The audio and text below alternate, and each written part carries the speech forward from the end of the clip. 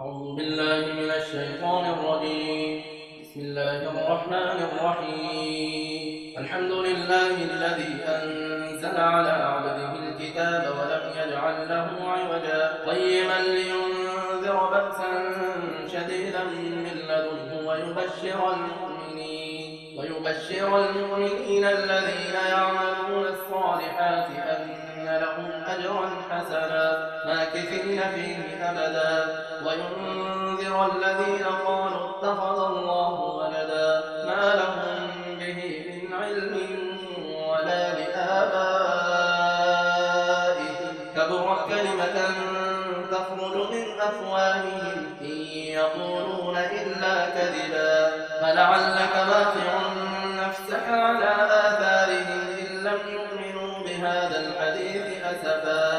إنا جعلنا ما على الأرض زينة لها لنبلوهم أيهم أحسن عملا وإنا لجاعلون ما عليها صعيدا جرزا أم حسبت أن أصحاب الكهف والرقيم كانوا من آياتنا عجبا إذ أوى الفتية إلى الكهف فقالوا ربنا آتنا من لدنك رحمة وهيئ لنا من أمرنا رشدا فضربنا على آذانهم في الكهف سنين عددا ثم بعثناهم لنعلم أي الحزبين أحصى لما لبثوا أمدا نحن نقص عليك نبأهم بالحق إنهم فتية آمنوا بربهم وزدناهم هدى وربطنا على قلوبهم إذ قاموا فقالوا ربنا رب السماوات والأرض لن ندعو من دونه إلها لقد قلنا إذا شططا هؤلاء قوم اتخذوا من دونه آلهة لولا يأتون عليهم بسلطان بين فمن أظلم ممن افترى على الله كذبا وإذ اعتزلتموهم وما يعبدون إلا الله فأووا إلى الكهف ينشر لكم ربكم من رحمته ويهيئ لكم من أمركم مرفقا وترى الشمس إذا طلعت تزاور عن كهفهم ذات اليمين وإذا غربت تغرضهم ذات الشمال وهم في فجوة من ذلك من آيات الله من يهد الله فهو المهتد ومن يضلل فلن تجد له وليا مرشدا وتحسبهم أيقاظا وهم رقود ونقلبهم ذات اليمين وذات الشمال وكلبهم باسط ذراعيه بالوصيد لم اطلعت عليهم لوليت منهم فرارا ولملئت منهم رعبا وكذلك بعثناهم ليتساءلوا بينهم قال قائل منهم كم لبثتم قالوا لبثنا يوما أو بعض يوم قالوا ربكم أعلم بما لبثتم فبعثوا أحدكم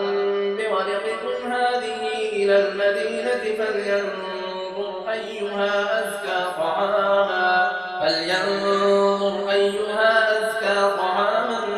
فليأتكم برزق منه وليتلطف ولا يشعرن بكم أحدا إنهم إن يظهروا عليكم يرجموكم أو يعيدوكم في ملتهم ولن تفلحوا إذا أبدا وكذلك أعثرنا عليهم ليعلموا أن وعد الله حق وأن الساعة لا ريب فيها إذ يتنازعون بينهم أمرهم فقالوا ابنوا عليهم بنيانا ربهم أعلم بهم قال الذين غلبوا على أمرهم لنتخذن عليهم مسجدا سيقولون ثلاثة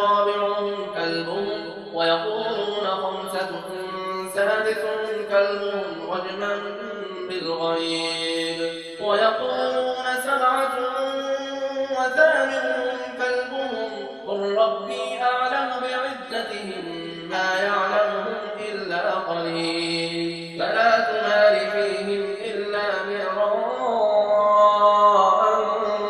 ظاهرا ولا تستفت فيهم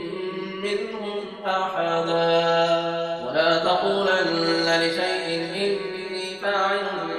ذلك غدا إلا أن يشاء الله واذكر ربك إذا نسيت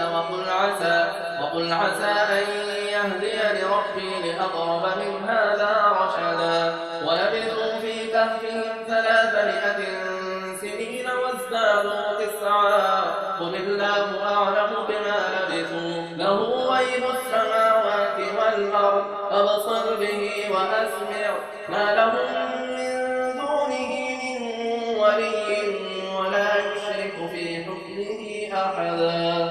واتل ما أوحي إليك من كتاب ربك لا مبدل لكلماته ولن تجد من دونه ملتحدا واصبر نفسك مع الذين يدعون ربهم بالغداة والعشي يريدون وجهه ولا تعد عيناك عنهم تريد زينة الحياة الدنيا ولا تطع من أغفلنا قلبه عن ذكرنا واتبع هواه وكان أمره فرطا وقل الحق من ربكم فمن شاء فليؤمن ومن شاء فليكفر إنا أعتدنا للظالمين نارا أحاط بهم سرادقها وإن يستغيثوا يغاثوا بماء كالمهل يشوي الوجوه بئس الشراب وساءت مرتفقا إن الذين آمنوا وعملوا الصالحات إنا لا نضيع أجر من أحسن عملا أولئك لهم جنات عدن تجري من تحتهم الأنهار يحلون فيها من أساور من ذهب ويلبسون ثيابا خضرا من سندس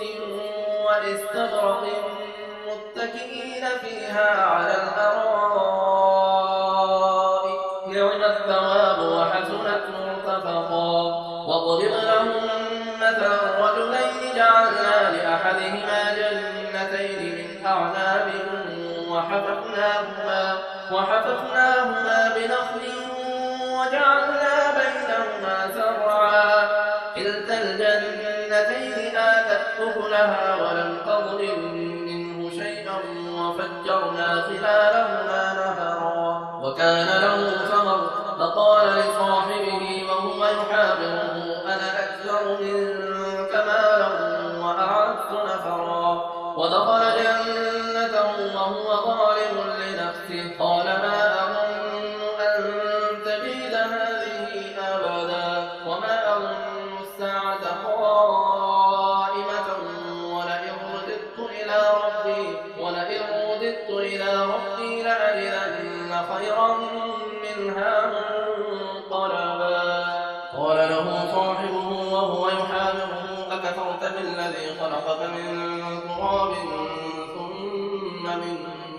ثم من نطفة ثم سواك رجلا لكن هو الله ربي ولا أشرك بربي أحدا ولولا إذ دخلت جنتك قلت ما شاء الله لا قوة إلا بالله إن ترني أنا أقل منك مالا وولدا فعسى ربي أن يؤتيني خيرا من جنتك ويرسل عليها حسبانا من السماء فتصبح صعيدا زلقا أو يصبح ماؤها غورا فلن تستطيع له طلبا وأحيط بثمره فأصبح يقلب كفيه على ما أنفق فيها وهي خاوية على عروشها ويقول يا ليتني لم أشرك بربي أحدا ولم تكن له فئة ينصرونه من دون الله وما كان منتصرا هنالك الولاية لله الحق هو خير ثوابا وخير عقبا واضرب لهم مثل الحياة الدنيا كماء أنزلناه من السماء فاختلط به نبات الأرض فأصبح هشيما تذروه الرياح وكان الله على كل شيء مقتدرا المال والبنون زينة الحياة الدنيا والباقيات الصالحات خير عند ربك ثوابا وخير أملا ويوم نسير الجبال وترى الأرض بارزة وحشرناهم فلم نغادر منهم أحدا وعرضوا على ربك صفا لقد جئتمونا كما خلقناكم أول مرة بل زعمتم أن لن نجعل لكم موعدا ووضع الكتاب فترى المجرمين مشفقين مما فيه ويقولون يا ويلتنا ما لهذا الكتاب لا يغادر صغيرة ولا كبيرة إلا أحصاها ووجدوا ما عملوا حاضرا ولا يظلم ربك أحدا وإذ قلنا للملائكة اسجدوا لآدم فسجدوا إلا إبليس كان من الجن ففسق عن أمر ربه أفتتخذونه وذريته أولياء من دوني وهم لكم عدو بئس للظالمين بدلا ما أشهدتهم خلق السماوات والأرض ولا خلق أنفسهم وما كنت متخذ المضلين عضلا ويوم يقول نادوا شركائي الذين زعمتم فدعوهم فلم يستجيبوا لهم وجعلنا بينهم موبقا ورأى المجرمون النار فظنوا أنهم واقعوها ولم يجدوا عنها مصرفا ولقد صرفنا في هذا القرآن للناس من كل مثل وكان الإنسان أكثر شيء جدلا وما منع الناس أن يؤمنوا إذ جاءهم الهدى ويستغفروا ربهم إلا أن تأتيهم سنة الأولين أو يأتيهم العذاب قبلا وما نرسل المرسلين إلا مبشرين ومنذرين ويجادل الذين كفروا بالباطل ليدحضوا به الحق واتخذوا آياتي وما أنذروا هزوا ومن أظلم ممن ذكر بآيات ربه فأعرض عنها ونسي ما قدمت يداه إنا جعلنا على قلوبهم أكنة أن يفقهوه وفي آذانهم وقرا وإن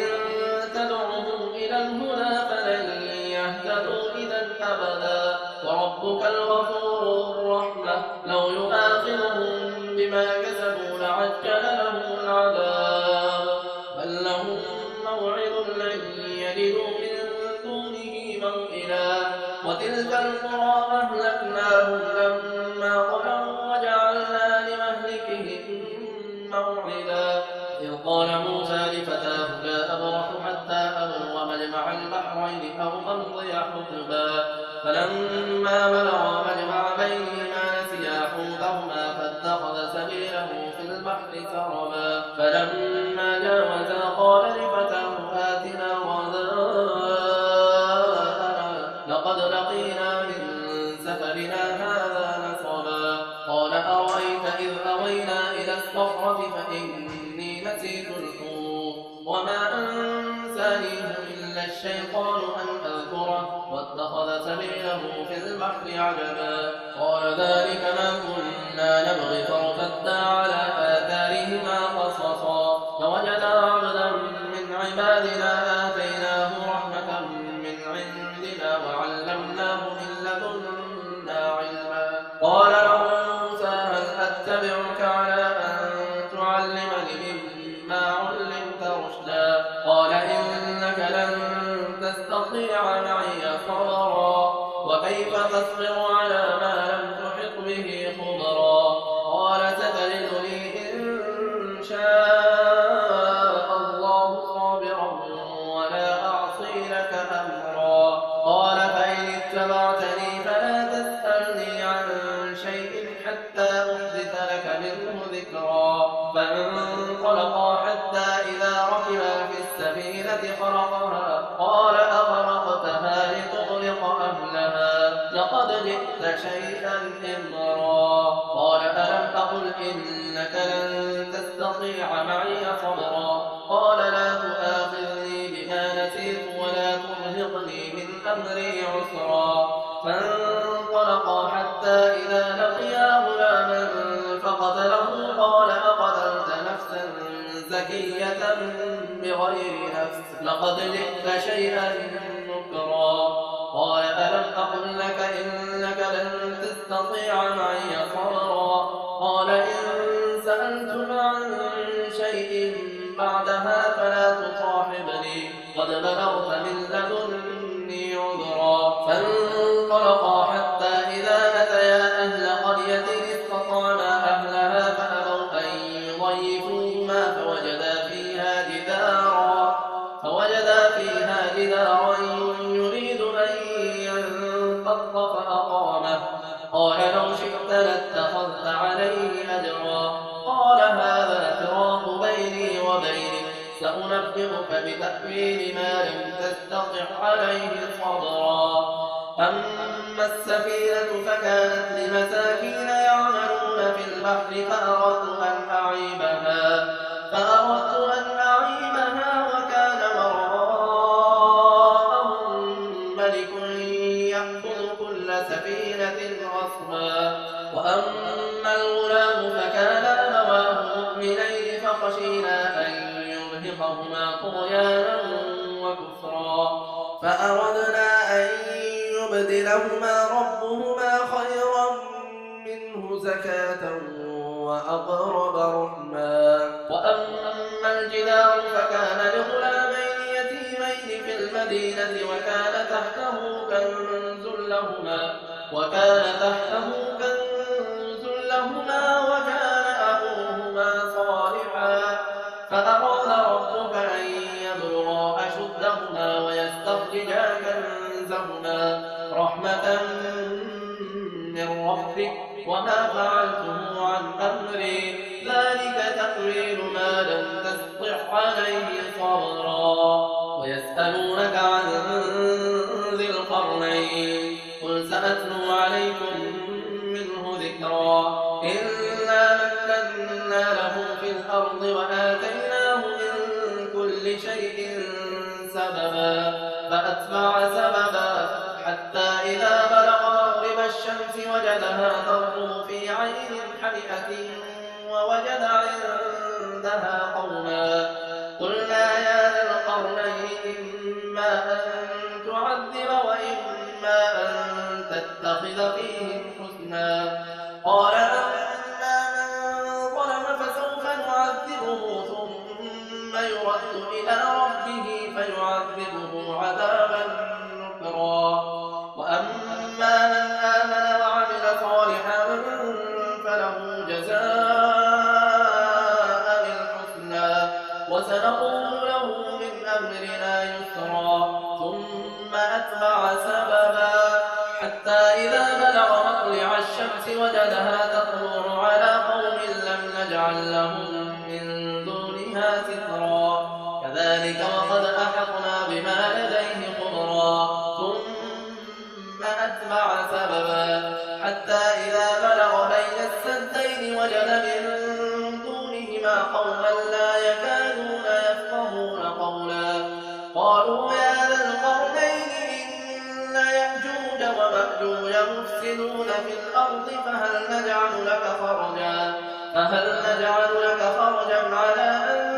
تجعل بيننا وبينهم سدا؟ قال ما مكنا ربي خير فأعينوني بقوة أجعل بينكم وبينهم ردما آتوني زبر الحديد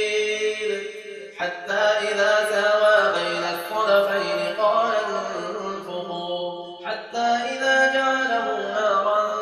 قال آتوني أفرغ عليه قطرا فما استطاعوا أن يظهروه وما استطاعوا له نقبا قال هذا رحمة من ربي فإذا جاء وعد ربي جعله دكا وكان وعد ربي حقا وتركنا بعضهم يومئذ يموج في بعض ونفخ في الصور فجمعناهم جمعا وعرضنا جهنم يومئذ للكافرين عرضا الذين كانت أعينهم في غطاء عن ذكري وكانوا لا يستطيعون سمعا أفحسب الذين كفروا أن يتخذوا عبادي من دوني أولياء إنا أعتدنا جهنم للكافرين نزلا قل هل ننبئكم بالأخسرين أعمالا الذين ضل سعيهم في الحياة الدنيا وهم يحسبون أنهم يحسنون صنعا أولئك الذين كفروا بآيات ربهم ولقائه فحبطت أعمالهم فلا نقيم لهم يوم القيامة وزنا ذلك جزاؤهم جهنم بما كفروا واتخذوا آياتي ورسلي هزوا إن الذين آمنوا وعملوا الصالحات كانت لهم جنات الفردوس نزلا خالدين فيها لا يبغون عنها حولا قل لو كان البحر مدادا لكلمات ربي لنفد البحر قبل أن تنفذ كلمات ربي ولو جئنا بمثله مددا قل إنما أنا بشر مثلكم يوحى إلي أنما إلهكم إله واحد فمن كان يرجو لقاء ربه فليعمل عملا صالحا ولا يشرك بعبادة ربه أحدا.